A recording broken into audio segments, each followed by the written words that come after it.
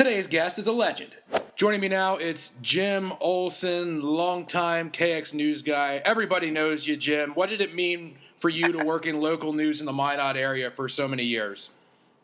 Well, it meant like I had a huge family around, not just Minot, but the whole area. It was funny, just for being on the air for so long, 33 years or whatever it is, it seems like no matter where I went, whether it was Towner or Stanley or Garrison or Botno or Minot, it was people would say, "Oh, we feel like we know you, and you're just a part of our family." And it was pretty awesome, really, to have that feeling when people would consider you a friend when you showed up someplace. So it was kind of nice. At what point did that kind of start to happen consistently during your career? Oh, I don't know. Probably I started in about '86, I believe it was. Sometime in the early '90s, maybe people had started to see me so often. Most of being recognized is just showing up every day, I guess, and that's what I would do, is show up every day. So, yeah, people got to know me pretty well. Did that give you maybe a little bit of confidence in knowing, like, hey, like, I'm in the course of a 30-year career, I'm still like getting sort of started, and when people say like, hey, I feel like I know you, good to see you again, that I'm doing something that's important to people? Absolutely.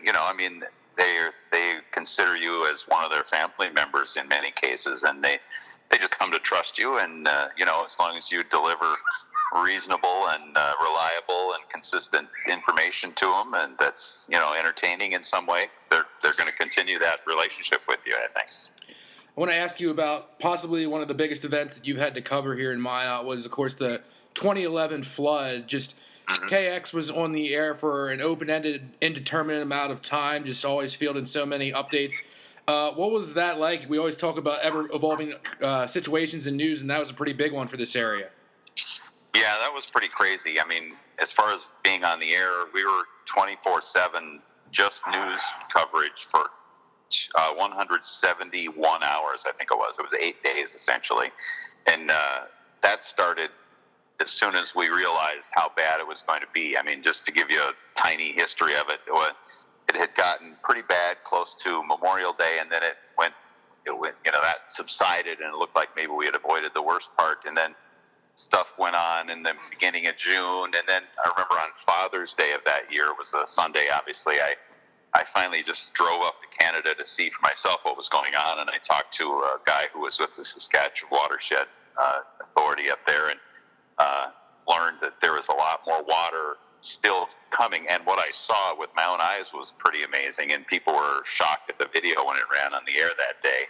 And I remember when I drove back from Canada that day on a Sunday, about midday, I called back and told people at the TV station that I was sure that there was going to be a press conference that afternoon, because the city was going to have to let people know that there was a lot of water coming, which they did do.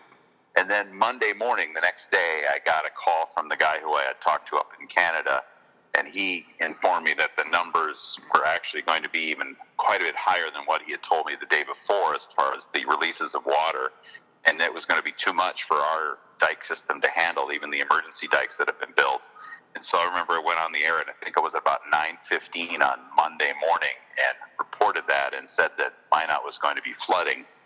And boy, I got a nasty call from the mayor saying, "What are you doing? You're trying to scare people." I said, "No, I'm not. I'm trying to tell people what's going on." And they had a press conference at about 11 and kind of put it out there that it was looking kind of maybe worse than we thought. And then I think they had a press conference again at 4 and made it official. And that was when the mayor kind of gave the famous quote that he said, "We're going to become a lake." And that was the start then. And then by Wednesday afternoon of that week, the sirens were sounding and the water was coming over the top of the dikes. We were off to 3 weeks of flooding. Leading all up to the announcement that you had where, like, the mayor got back in touch with you again, did you feel like the public kind of saw what was coming, or was there any surprise at all as you guys started to cover what was happening? Well, it had kind of been building slowly over time, but one of the things was, and one of the, I don't know what the right word is, one of the unfortunate quotes from one of the Corps of Engineers people, and I think it was maybe that Saturday of that Father's Day weekend that I had talked to this person. It was a woman, And she said that we're comfortable where we are right now as far as handling the water. And, of course, that turned out within about 36 hours to be totally wrong. And, so to some degree, I think people were shocked at what the news was that Monday morning when I went on the air. And then over time, as that 171 hours went on, I remember thinking, I don't know, why are we doing this continually? We're just kind of saying the same stuff over and over, and we would talk to people about it, and they'd say, oh, well, that's okay. We just want to keep hearing what's going on. And so we just stayed on the air until it just became obvious that there was no reason for it anymore. So, yeah. You look at events nationally when the media covers it, and sometimes people wonder how much truth is getting out there and stuff, but how valuable is media's position to maybe keeping people safer than not having you guys there? Oh, absolutely. I mean, that's our job, as I see it, is to kind of keep an eye on the powerful, the government and people who are in charge, and then also, I guess, fact check or double check what we're told by people to make sure that we're reporting what is the truth and not coloring it incorrectly in any way. So yeah, I mean, I felt like that was an important part of it. And after the fact, we went and did some research on all the numbers and everything, and found that there were ways that it could have been made a lot less severe if different procedures had been followed. But in the end, what it came down to was they followed the procedures that were laid out in this book, in this handbook, in this manual that was produced in the 1980s. And it was, they followed that to the letter. And the problem was that plan just didn't take into account some of the possibilities that happened. And they could have done other things that would have made it a much less devastating event. When I was thinking about asking you for the big stories that you've covered, obviously the 2011 flood kind of jumped up in my mind. But besides that, over your 30 years, what were kind of the most momentous other stories that you've been a part of? Well, we had a awful train derailment that was just west of town. It was a year after the 9/11. It was actually just months after 9/11 in New York City. And there was a train derailment in the middle of the night, and it released what we were told at that time was the largest release of anhydrous ammonia ever from a rail accident. And it spread, and it was kind of a calm night, and it spread this anhydrous ammonia cloud across a lot of the area, including just west of town. And if you know where the Hoban baseball fields are, if you just go across the bypass to the west, there's an area called TRC de Vallejo there. That was where the derailment happened, and that's where there were many homes at the time, some of which are gone now because of the subsequent flood. But there were a lot of people who lived there, and that was the worst neighborhood hit. And there was actually one person killed in that, and there were dozens and dozens of people who were trapped in their homes and who suffered long-term disabilities because of damage to their lungs and eyes and that sort of thing because of the anhydrous ammonia. I don't know if you're familiar with anhydrous ammonia, but if you were ever around a farm and found anhydrous and you're within a half mile of where it's doing, you can smell it and you have to kind of turn away from it. It's really caustic. And anyway, that was quite a story. And that was really an awful, awful night for so many people, one that I'll always remember. Other than that, there were big stories here and there, kind of disasters or emergencies and that sort of thing, more on a small scale.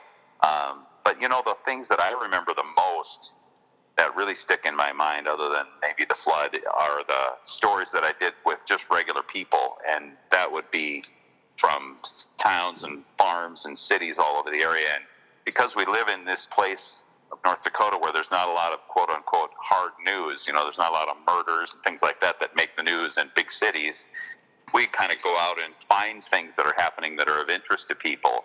And so we did that a lot.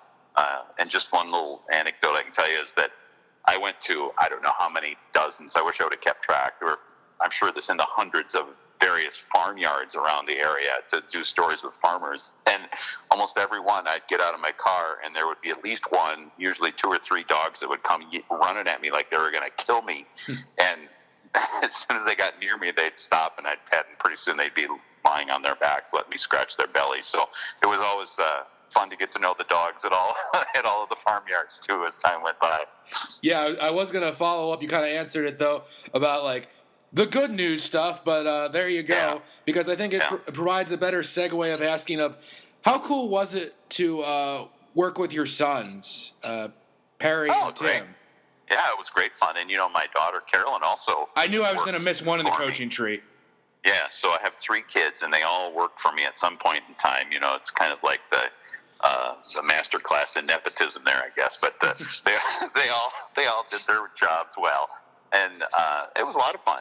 Perry was the first one. He started doing sports when he was a senior in high school, and we helped him along, and then he got into news, and he did a nice job.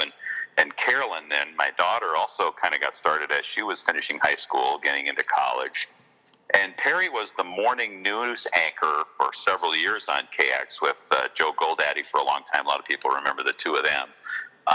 But so he and our morning news was on in all of Western North Dakota. And at the same time, for a couple of years, my daughter Carolyn was the morning news anchor at WDAY in Fargo for pretty much eastern half of North Dakota. So my kids were on the air from 5 to 7 in the morning across the entire state of North Dakota for a couple of years' time. That was kind of fun.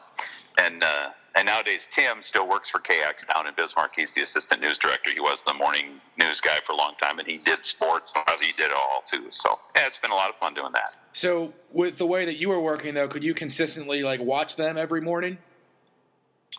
Well, I mean, at that time, I guess I was usually in at work by 6 o'clock anyway. So, I was kind of around when that was going on. Because I would always go into work pretty early just because it was nice to get stuff done before there were a lot of people around. But so yeah, I could pay attention to what they were doing. We'll get into reffing into a little bit, but I see Perry all the time reffing. He's the nicest, funniest guy here, but I still call him Scary Perry, and he gets a kick out of it. So, at what point of working together did you realize that Shaun Sipma was mayor material? Oh, right away. I mean, Shaun's a go-getter. He sees what he wants to do, and he goes out and goes after it. And that applies to what he did, on TV and what he's done, things like even just working on his home since the flood, and then, deciding he wanted to run for office. And, yeah, he's a guy who puts his mind to something and gets out and accomplishes it. So I think he's done very well. And the sport that he is to participate, I believe by the time this airs, it might still be upcoming, the roast of Shaun Sipma. How about that? How many mayors are doing that? Yeah, I don't know. Do you have any material for the show or no? I don't know. I don't remember a lot of that stuff. You should actually ask Shaun that, though, because, he was the guy who used to put together our every year blooper reel for the station Christmas party. So he collected all of people's mistakes over the course of the year and, made us relive them at the banquet.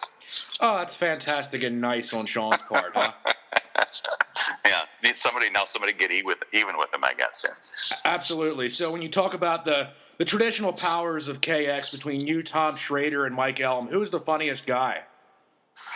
Oh, gosh. I think funniest is Mike.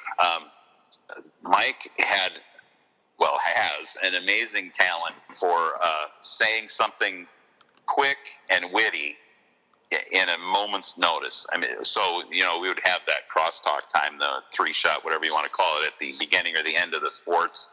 And I would oftentimes try to throw something at him that was maybe a little bit offbeat, and he always had a response. And most of the time it made me laugh pretty hard. So I would say Mike was the quickest witted one as far as that goes. Does that make Tom maybe the most patient as he helped those weather kids out? Tom is amazing in his ability to teach people how to do the weather, because, as you mentioned, he had this weather kid thing that was his idea so many years ago, and he would just get an hour or so with each of the kids, and many times they were first or second graders, and boy, by the time they got on the air, they usually got through it in pretty good shape, and he made it easy for them, but he made it fun for them too. But just to take that a step further, he has mentored and taught people to get into the weather business from scratch. And that's, people who would just come in off the street and say, I'm interested in the weather, and off they go, and he'd help them through it, and he would make them into people who were, very reliable and very well-known weather people on the air. In fact, right now, the morning weather on KX, she was one of those who just came in and said, yeah, I used to work behind the scenes at a TV station, but I wouldn't mind doing the weather. And he taught her how to do it, and she's a star. And so Tom's very patient and a very good teacher from that standpoint. So your latest foray or step back into the water for sports-wise was, I'd say, maybe the 2020 tournaments. You got back into play-by-play. How did that plan come about? Well, so I'm trying to think of the timeline. It was probably late January or February or something like that. Or maybe it was a little later than that. But anyway, there was this news that Clear Channel had decided to get rid of their sports department, basically. And so it sounded like the guy who's been doing high school sports forever around here, Scott Cattell, who I used to work with at KX as well, was not going to be doing the tournaments. And so the folks at WGO, Jay Davis, also known as John Kircher, and his wife Jean Shemp, they own the stations there. They came to me and said, would you be willing to do it? I've done some games for them in the past, here and there, a couple of football games and things like that.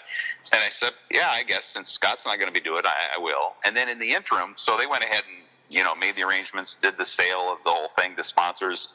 And then comes news that the other radio station was decided, well, they are going to have Scott do the tournaments anyway. So if I'd have known that was going to happen, I wouldn't have done it. But as it turned out, Scott and I just sat next to each other. We get along fine. But I wasn't trying to step on his toes or do anything like that. And it was fun doing basketball. Here's a little known secret fact for you that I can't remember, it was a large number of games, like 30 games over the course of about 3 weeks or 4 weeks.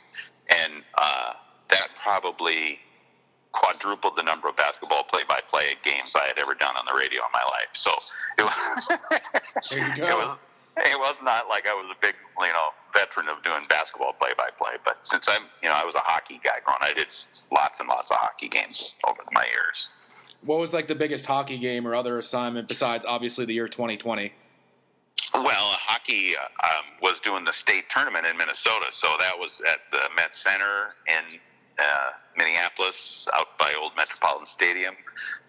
Go down there and broadcast all the games of the state tournament, and that was always a lot of fun. And it was great doing games up there, and Howard Cosell would be wandering around in the press booth because KSTP had brought him in as a special guest commentator for the tournament, and Herb Brooks and people like that would be around. So that was fun doing those games. Tell me a little bit. Tell me a little bit about the importance of preparation when you go either into a play-by-play broadcast or in order to ask good questions like Gene Shemp does. Well, talking play-by-play, I just tried to I actually sat down and thought, I'm going to make an app for this, but that was a mistake. That didn't work. I had to give that up. Mm-hmm. So I just ended up spending a lot of time on my computer designing a kind of a system that's good for me because I don't have the world's greatest memory. In fact, I might have the world's worst memory.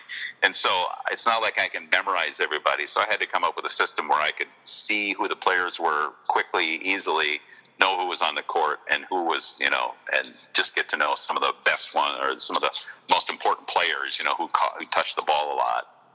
So that's what I did for that. Hockey, I used to have a similar system that was easy for me to quickly know who was on the ice, and sometimes you guess a little bit in hockey because you couldn't always catch their numbers, but you knew a left wing is out there, so you knew who that was. But so yeah, that's important for preparation. As far as news goes, to me, there's a couple of things. One thing that you mentioned, Jean, one thing she does really well is she really researches the topic well, and she knows many things that are questions that are unanswered in her mind when she goes into something and she, asks those questions. The other thing is that I've found in people who make good interviewers are people who actually listen to the answers and then are able to formulate questions from those answers. And that's an important skill, to be able to kind of get the big picture of the story you're doing. And then when you hear a person give an answer, it oftentimes will spark something in your brain that says, well, why would that relate to this? And then you could ask them about this. And so there's two different things. There being prepared, being knowledgeable about the topic, and then being able to react to what you hear, I guess. Yeah, I think you got to have kind of that natural curiosity that maybe some fans have when they're out watching football games and they're wondering what on earth was the ref thinking. So in that view, how did you start wearing the stripes, Jim? Well, I refereed hockey for about 30 years. So I started refereeing hockey back in Devil's Lake under Sid Paulson, who taught me how to referee hockey back in the mid-'80s. And then I moved to Minot and continued reffing here. And so then I got a chance to do some junior games and did some of that when the Minot Americans were a team that existed around here. And so I did some of that, and then just kept doing a lot of USA hockey games, which is peewees and bantams and things like that. And I did a little bit of high school and a little bit of college. I did some Minot State games over time, and those were always fun.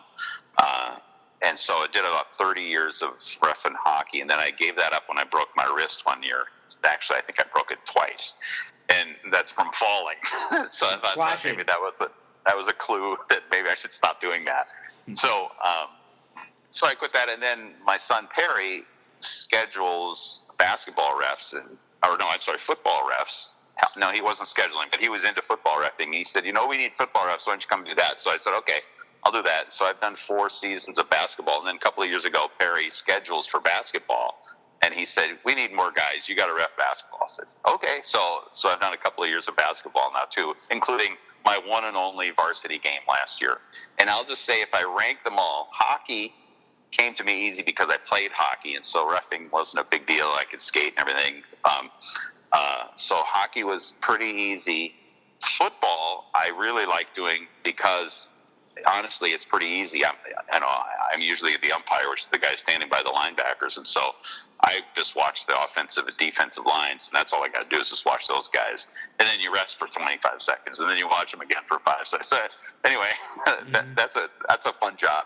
Basketball by far is the hardest one for me, even when I'm doing the levels of 10th grade or JV and that sort of thing. It's like you have to make a decision about every 2.5 seconds when you're watching a basketball game as a referee, and it's taxing on my mind, but it's fun nevertheless. So I've really loved officiating all those sports over the years. When you played hockey, were you a star player or a goon? No, I was no good. I was a goalie. Oh, there we go. Even better. Yeah, I'm the dumb guy in the net. Yeah, that's right. Sweet. But yeah, so that's what I did. Your record's probably close to perfect, but I think I'd ask you anyway. Was there ever a time where you had to turn the page after knowing that you made a bad call, feeling terrible because, boy, you missed that one, but we have to, stone-faced and move on? Absolutely. Nobody's perfect. I mean, doing hockey, there were a few times when your right arm would twitch like you were going to call a penalty, and then you didn't, and then you'd think about it 3 seconds later and go, I probably should have called that, or that sort of thing. That happens. And in football, in football, you have to just react to what you see. You have to trust what you see. You can't think you see something. I think Perry always says you always got to see the beginning, the middle, and end of a play. You can't just call it based on the middle and the end. So, if you see a collision in football, but you didn't see what led up to it, you don't know if it was a blindside block or if it was good or not. And so you really can't call something that you didn't see. So, that's important. I had this question in mind based on just seeing you being an umpire in football, but it could also apply for hockey. Have you ever been leveled by accident? Oh, yeah. Yeah. In fact, I got a good tape of myself getting knocked over at a game in Velvet last year. The play had ended. It was off to my right, and I was somewhat focused on that because my job is to get the ball and get it placed for the next play. So I started moving that direction, and 2 goofballs on the other side of the line were still pushing and shoving each other, and they came right into me and hit me at my shoulder level, basically. And I did a backward somersault on the ground and hopped right back up. And my son Perry happened to be working that game with me, and man, he was laughing hard at that. I can tell you that was I've gotten hit like that, only once in football. That was the worst one.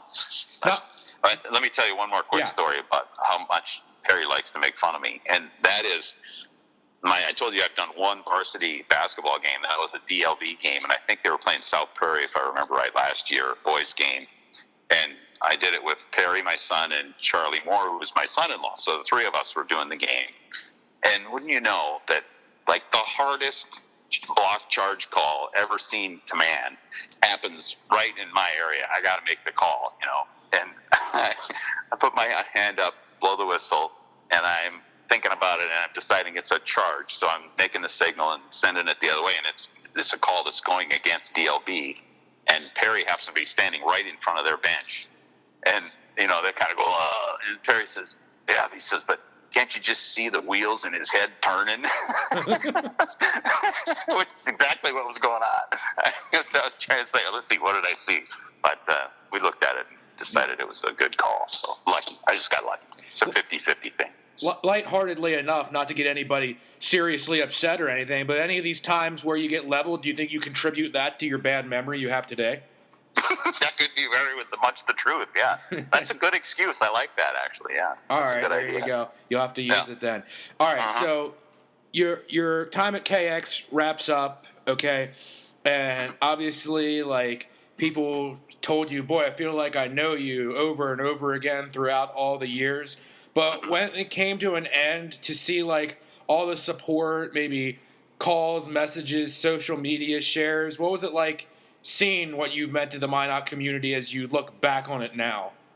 Well, it was pretty overwhelming. It was very gratifying, I guess. It was an honor to know that people, considered me so important to their lives, and I always hoped that I, delivered what they expected from me over the years. I know I fell short sometimes, and people would always feel free to tell me that, and that's no problem at all either, because as I said earlier, nobody's perfect, whether it's refereeing or being a reporter or anything.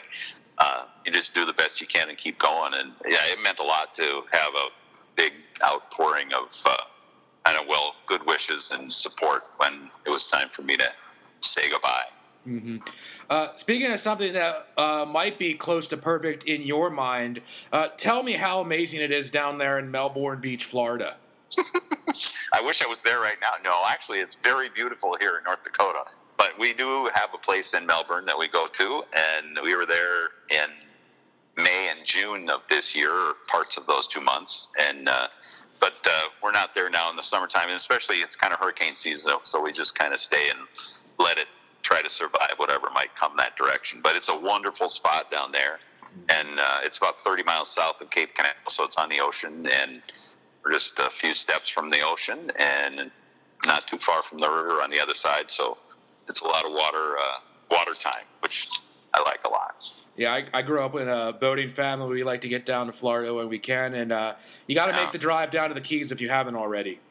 Oh, we did that. Yeah, okay, we did that a few years ago. We haven't been down there since, though. I would like to do that again.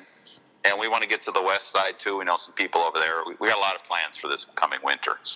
Yeah, so because I know North Dakota has a lot to offer when it comes to 3-hour drives, but Miami down to Key West doesn't get too much better than that, right? Love that big, long bridge, and the water just keeps getting prettier and prettier as you go south. I don't know what it is, but the color of the water is just incredible as you go farther toward the Keys. Absolutely. Well, Jim, get back there when you can. This has been awesome, just picking your brain about your career and all this other Minot sports stuff. So appreciate your time, and thanks a lot. You bet, Ben. Happy to do it.